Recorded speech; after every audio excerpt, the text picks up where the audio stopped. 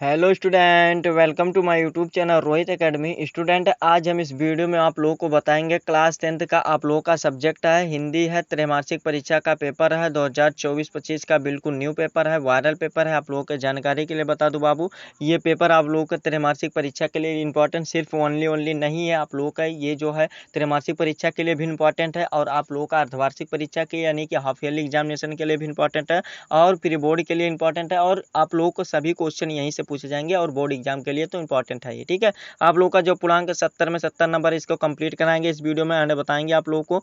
आप लोगों का ये जो पेपर का कोड है यानी कि पैटर्न है NM01 है, ये बिल्कुल वायरल पेपर है। आप चलिए बिना देरी के शुरू करते हैं। खंड का यहाँ से हमारा स्टार्ट होता है, जिसमें से वो विकल्पीय प्रश्न दिए गए यानी कि मल्टीपल चॉइस क्वेश्चन दिए गए, MCQ दिया गया, जिसमें से पहला क्वेश्चन हमारा पूछा गया है कि शुक्ल युग की कला अवधि है यानी कि शुक्ल युग की समय सीमा कब से कब तक मानी जाती है, हमें इसमें ये बताना है बाबू। तो शुक्ल युग की जो समय सीमा मानी जाती है बाबू, ये 1900 ईस्वी से लेकर के 1938 ईस्वी तक मानी जाती है। हमारा कौन सा, ये सा वाला ऑप्शन राइट हो जाएगा, यानी कि हमारा यही सही आंसर हो जाएगा। ठीक है, ये सी वाला ऑप्शन हमारा सही हो जाएगा। ठीक, फिर अगला क्वेश्चन देख लेते हैं। दूसरा क्वेश्चन दिया गया है कि अर्धनारीश्वर के लेखक हैं, यानी कि इसके लेखक कौन है, हमें ये बताना है। तो इसका जो राइट आंसर हो जाएगा विष्णु प्रभाकर जी हैं। हमारा कौन सा, ये आ वाला ऑप्शन हमारा सही हो जाएगा। ठीक है, ए वाला ऑप्शन हमारा राइट हो जाएगा। फिर अगला क्वेश्चन तीसरा दिया गया, भगवत शरण उपाध्याय द्वारा रचित निबंध कौन सा है, यानी कि इनके द्वारा रचित निबंध कौन सा है, हमें ये बताना है। तो तीसरे के जो राइट आंसर हो जाएगा हमारा आ वाला ऑप्शन, इसका भी हो जाएगा ठूठा आम हो जाएगा। ठीक है, यही ठूठा आम हो जाएगा, ए वाला ऑप्शन हमारा सही हो जाएगा। फिर अगला क्वेश्चन, गबन किसकी रचना है, तो बाबू जो गबन है किसकी, मुंशी प्रेमचंद जी का उपन्यास है, यानी कि ये मुंशी प्रेमचंद जी की रचना भी है। आ वाला हमारा ऑप्शन सही हो जाएगा। फिर अगला क्वेश्चन दिया गया, साकेत महाकाव्य की रचना है, यानी कि साकेत महाकाव्य की रचना मैथिली शरण गुप्त जी की है। पांचवें का आ वाला ऑप्शन हमारा सही हो जाएगा। फिर अगला क्वेश्चन 6 वाला दिया गया, मतिराम किस युग के लेखक हैं, यानी कि जो मतिराम हैं ये किस युग के लेखक हैं, हमें ये बताना। तो ये रीत काल के युग के लेखक है, हमारा कौन सा, यही डी वाला ऑप्शन इसका सही हो जाएगा। फिर अगला क्वेश्चन दिया गया, छात्रसाल दशक के रचनाकार हैं, यानी कि 7वें का जो राइट आंसर हो जाएगा, छात्रसाल दशक के रचनाकार कौन है, हमें ये बताना। तो इसका जो राइट आंसर हो जाएगा भूषण है। कौन है, भूषण है, हमारा कौन सा, डी वाला ऑप्शन इसका राइट हो जाएगा। ठीक है, फिर अगला क्वेश्चन दिया गया, प्रिय प्रवास किस युग की रचना है, यानी कि जो प्रिय प्रवास है वो किस युग की रचना है, हमें ये बताना है। तो इसका जो राइट आंसर हो जाएगा द्विवेदी युग की रचना है। कब की है बाबू, द्विवेदी युग की है, हमारा कौन सा आ वाला ऑप्शन इसका भी राइट हो जाएगा। फिर अगला क्वेश्चन 9वां क्वेश्चन दिया गया। देखिए बाबू, जितना भी क्वेश्चन बता रहे हैं सभी एग्जाम में जरूर टच करेंगे, सभी एग्जाम में जरूर पूछे जाएंगे, ये गारंटी है बाबू। ठीक है, चाहे आप लोग का अर्धवार्षिक का हो चाहे त्रैमासिक का, तो ये बिल्कुल वायरल पेपर है, यहीं से सभी क्वेश्चन त्रैमासिक में भी पूछे जाएंगे, अर्धवार्षिक में भी, और आप लोग का वो प्री बोर्ड में भी और बोर्ड एग्जाम में भी। ठीक है, 70 में 70 नंबर आप लोग का यहीं से कंप्लीट होगा। और चलिए अगला क्वेश्चन देख लेते हैं। 9वां क्वेश्चन देखें, तार सप्तक कब प्रकाशित हुआ था, यानी कि कब हुआ था, हमें यह बताना है। तो इसका जो राइट आंसर हो जाएगा 1943 ईस्वी में हुआ था। सा वाला ऑप्शन हमारा 9वें का राइट आंसर हो जाएगा। ठीक है, 1943 ईस्वी में हुआ था। ठीक है, फिर अगला क्वेश्चन दिया गया है, किलकत कान्हा घुटरौनी आवत इस पंक्ति में कवि कौन है, कवि कौन है, हमें ये बताना है। तो 10 का राइट आंसर कौन सा हो जाएगा बाबू, बा वाला ऑप्शन राइट हो जाएगा, सूरदास जी हैं। कौन है, सूरदास जी हैं। ठीक है, फिर अगला क्वेश्चन देगा, मित्रता किस विधा के संबंधित है, यानी कि किस विधा के संबंधित है, हमें ये बताना। तो 11 का जो राइट आंसर हो जाएगा निबंध विधा के संबंधित है, यानी कि रिलेटिव है, हमारा कौन सा, ये डी वाला ऑप्शन सही हो जाएगा। फिर अगला क्वेश्चन दिया गया, वाराणसी कस्य भाषायां केंद्रमस्ति, तो इसका जो सही आंसर हो जाएगा बाबू, वाराणसी किस भाषा के लिए प्रचलित है, यानी कि केंद्रम अस्त है, यानी कि किस भाषा के लिए प्रचलित है। तो इस 12 का राइट आंसर बाबू संस्कृत भाषा के लिए प्रचलित है, यानी कि संस्कृत भाषा हो जाएगा, बी वाला ऑप्शन हमारा सही हो जाएगा। फिर अगला क्वेश्चन दिया गया, तुलसीदास का जन्म हुआ था, यानी कि तुलसीदास का जन्म कब हुआ था, ये आप लोगों को बता दें, ये तुलसीदास का जन्म कब हुआ था, हमें ये बताना। तो इसका जो राइट आंसर हो जाएगा 13 का सही आंसर हमारा सी वाला ऑप्शन राइट हो जाएगा, 1532 ईस्वी पूर्व में हुआ था, यानी कि ईस्वी में हुआ था। ठीक है, ये सा वाला ऑप्शन सही हो जाएगा। फिर अगला क्वेश्चन दिया गया, सुदर्शन शब्द में उपसर्ग है, यानी कि सुदर्शन शब्द में किसका उपसर्ग किया गया है। तो 14 का जो राइट आंसर हो जाएगा हमारा बा वाला ऑप्शन राइट हो जाएगा, सु का प्रयोग किया गया, बा वाला ऑप्शन सही हो जाएगा। फिर अगला क्वेश्चन देगा, वाराणसी नगरी कस्य नदा कुले स्थित है, यानी कि किसके नदी ये कहाँ पर स्थित है हमें ये बताना है। तो इसका जो 15 का राइट आंसर हो जाएगा हमारा आ वाला ऑप्शन इसका हो जाएगा गंगा कुले में, यानी कि गंगा के किनारे स्थित है। ठीक है, हमारा कौन सा आ वाला ऑप्शन सही हो जाएगा। फिर अगला क्वेश्चन दिया गया, क्या दिया गया है, मोरठा किस प्रकार का संध, सॉरी सोठा जो होता है किस प्रकार का संध है, हमें यह बताना। तो 16 का जो राइट आंसर हो जाएगा ये अर्ध सम्मात्रिक छंद है, यानी कि हमारा कौन सा ए वाला ऑप्शन इसका भी राइट हो जाएगा। ठीक है, फिर अगला क्वेश्चन दिया गया समलक्षण में समास है, यानी कि समलक्षण में समास कौन सा होता है हमें यह बताना है।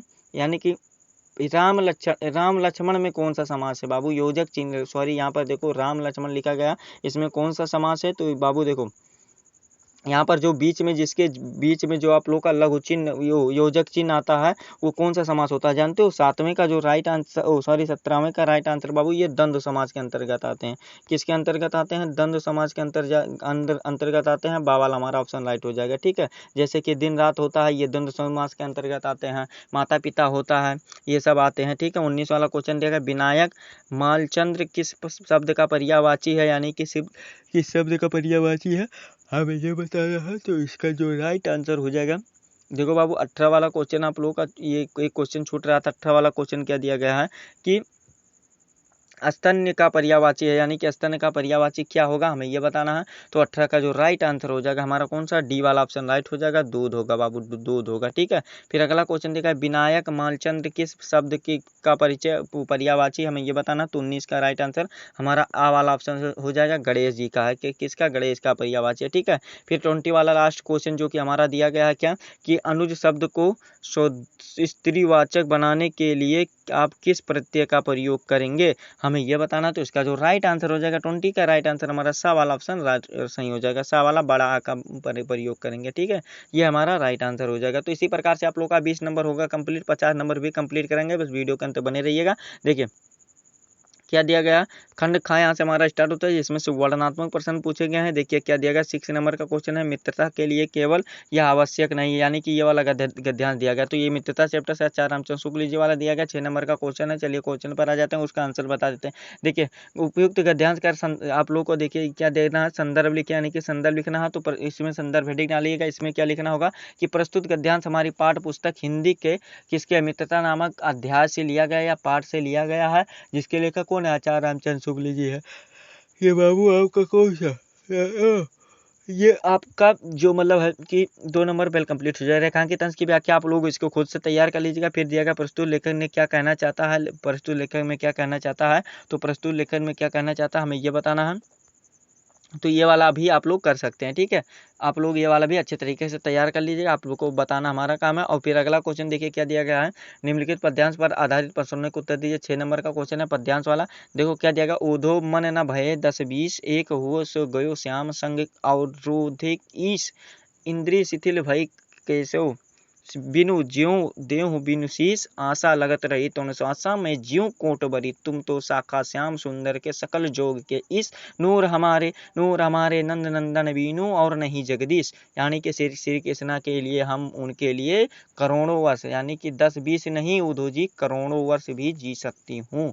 कौन कह रही है, गोपियाँ कह रही हैं उधो से। प्रस्तुत क्या दिया गया है, संदर्भ लिखना है। तो संदर्भ आप लोग पद्यांश का लिख सकते हैं, सूरदास जी वाला चैप्टर है, पदावली से या पद से लिया गया है। ठीक है, उद्धव जी की उद्धव जी मथुरा से गोकुल क्यों आए हैं, यानी कि मथुरा से गोकुल क्यों आए हैं हमें ये बताना। तो मथुरा से बाबू गोकुल इसलिए आए हैं, देखिए उद्धव, इसका आंसर लिखेगा उद्धव जी मथुरा से गोकुल इसलिए आए हैं क्योंकि वहां पर गोपियों की हाल और स्थिति जानने के लिए। ठीक है, ये वाला हमारा कंप्लीट हो जाएगा। फिर अगला क्वेश्चन दिया, गोपियों ने उद्धव की समक्ष आने मनोदशा, यानी कि मनोदशा किस प्रकार व्यक्त की है, संक्षेप में लिखिए। तो आप लोग इस प्रकार से लिख सकते हैं कि गोपियाँ कहती हैं, ये उद्धव हमारे पास 10-20 मन नहीं, हमारे पास एक ही मन है, और वो भी हमारा एक ही मन श्याम के यानी कि श्री कृष्ण के साथ वो भी चला गया है, और मैं उनके बिना आशा मुझे लगी है कि मैं उनके बिना 1-2 साल 10-20 वर्ष नहीं करोड़ों वर्ष भी जीवित रह सकती हूँ। इस प्रकार से आप लोग लिख दीजिएगा, ये वाला भी कंप्लीट हो जाएगा। फिर 23 वाला क्वेश्चन दिया गया, निम्नलिखित संस्कृत पद्यांश में से किसी संदर्भ सहित हिंदी अनुवाद कीजिए। 5 नंबर का क्वेश्चन है, आप लोग इसको वाला भी अच्छे तरीके से तैयार कर लीजिएगा। इसमें अथवा करके भी दिया जाएगा, ऐसा नगरी भारतीय संस्कृत वाला कर सकते हैं या ऊपर वाला कर सकते हैं। ठीक है, ये वाला भी 5 नंबर कंप्लीट कर लीजिएगा बाबू। फिर अगला क्वेश्चन, निम्नलिखित संस्कृत पद्यांश में से किसी एक का संदर्भ हिंदी में अनुवाद कीजिए। 5 नंबर का क्वेश्चन, चाहे आप ऊपर वाला कीजिए चाहे आप नीचे वाला, सर्व भवन्ते सुखम सर्वे सन्तु निरामयम्, ये वाला भी कर सकते हैं। ठीक है, किसी एक को कर दीजिएगा, 5 नंबर वेल कंप्लीट हो जाएगा। ठीक, फिर अगला क्वेश्चन 25 वाला दिया गया है क्या कि निम्नलिखित में से किसी एक का लेखक का जीवन परिचय तथा उसकी एक रचना का नाम लिखिए। ये 5 नंबर वेल कंप्लीट हो जाएगा। रामचंद्र शुक्ल हैं, डॉक्टर राजेंद्र प्रसाद, जयशंकर प्रसाद जी हैं। तो तीनों को आप लोग इसको तैयार करके ही पेपर देने जाइएगा, कोई भी पेपर। ठीक है, चाहे त्रैमासिक का हो, चाहे अर्धवार्षिक का, चाहे प्री बोर्ड का, चाहे बोर्ड एग्जाम का। ठीक है बाबू, यही सभी फंस जाते हैं, गारंटेड है कि यही पूछे जाएंगे। और 5 नंबर आप लोगों को 10 नंबर तो इसमें कोई नहीं रोक सकता, यानी कि 70 में 70 नंबर जितना बता रहे हैं ना, इतना अगर तैयार करते हो तो कोई नहीं रोक सकता। ठीक है, और फिर खा वाला आ जाता है, निम्नलिखित कवियों में से किसी एक का जीवन परिचय दे तो उनकी रचनाओं का लिखना है। तुलसीदास है, सूरदास है, महादेवी वर्मा जी, तीनों को रटे लीजिएगा बाबू, यही तीनों में तीनों आते ही हैं। ठीक है, सभी पेपर में। ठीक, तो ये वाला भी वेल कंप्लीट हो जाएगा। फिर अगला क्वेश्चन 26 वाला दिया गया है कि अपनी पाठ्य पुस्तक के कथास्थ किया हुआ कोई एक श्लोक लिखिए जो इस प्रश्न पत्र में ना आया हो। 2 नंबर का क्वेश्चन, तो ये वाला भी वेल कंप्लीट हो जाएगा। ठीक है, फिर अगला 27 वाला दिया गया कि इन्हीं 2 प्रश्नों के उत्तर संस्कृत में दीजिए। 4 क्वेश्चन दिया गया है, आप लोग इसको अच्छे तरीके से तैयार कर लीजिएगा। 2 क्वेश्चन को आप लोग का आंसर दे देंगे, 4 नंबर वेल कंप्लीट हो जाएगा। फिर अगला क्वेश्चन 28 वाला दिया गया है कि निम्नलिखित विषयों में से किसी एक विषय का निबंध लिखिए, जिसमें से 9 नंबर का क्वेश्चन है। क्या दिया गया? व्यायाम और स्वास्थ्य दिया गया, दहेज प्रथा दिया गया, मेरी प्रिय पुस्तक दिया गया, प्रदूषण और समस्या। तो आप लोग इसको तैयार अच्छे तरीके से जरूर कर लीजिएगा। फिर ये 9 नंबर वेल कंप्लीट हो जाएगा। फिर 3 नंबर का आ जाता है एप्लीकेशन, यानी कि क्या लिखना है यहाँ पर, खंडकाव्य है, अपने पठित खंड काव्यों के आधार पर उसकी कथाओं से संक्षेप में लिखिए। 3 नंबर का दिया गया, यानी कि जो आप लोग को पढ़ना होगा उसी को लिखना होगा, आपके जो जनपद में अनिवार्य होगा उसी को लिखना होगा। ठीक है, ये वाला भी 29 वाला भी क्वेश्चन का आंसर हमारा वेल कंप्लीट हो जाएगा। ठीक है, फिर चलिए अगला क्वेश्चन आप लोगों का देखिए, यहाँ पर यहीं इतना ही पेपर आप लोगों का क्वेश्चन था। ठीक है, जो आप लोगों को संपूर्ण तरीके से इस वीडियो में बता दिया एंड समझा दिया। आप लोगों को ये हमारा प्यारा सा वीडियो कैसा लगा है कमेंट करके जरूर बताइएगा। हाँ बाबू, अगर आप हमारे चैनल पर नए हो तो चैनल को जरूर सब्सक्राइब कर लीजिएगा, बेल आइकन दबा दीजिएगा। और इस वीडियो को बाबू क्लास 10 के यानी कि कक्षा 10 के जितने भी स्टूडेंट हैं उनके पास अधिक से अधिक जरूर शेयर करके पहुँचा दीजिएगा।